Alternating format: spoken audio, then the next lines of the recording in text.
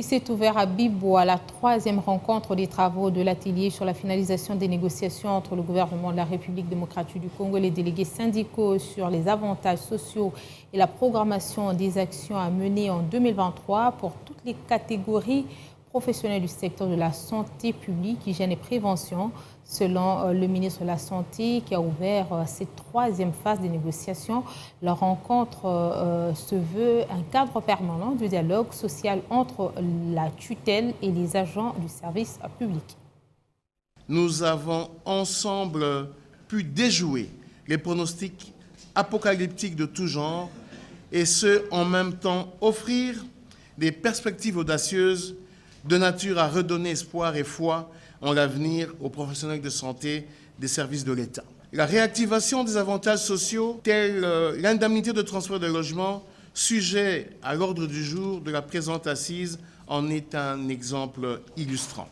Responsabilité réelle parce que les négociations de ce jour interviennent dans un contexte historique, particulièrement marqué par la guerre injuste nous imposée à l'est de notre pays. Et le secteur de la santé paye le lourd tribut au travers des assassinats en série de son personnel et des destructions de plusieurs infrastructures sanitaires. Notre pays a plusieurs défis à relever aujourd'hui et qui exigent de nous tous moins de discours mais plus d'actions concrètes. C'est ici l'occasion de réitérer la volonté du gouvernement de la République menée de main de maître par le Premier ministre, son Excellence Samba Lukonde Kyenge, conformément aux instructions du chef de l'État d'apporter des solutions aux questions qui perturbent le bon fonctionnement du secteur de la santé. La réalisation de nos résolutions va nécessiter la mise en œuvre d'un certain nombre d'actions. Certaines de ces actions constituent des exigences immédiates et d'autres relèvent de la nécessité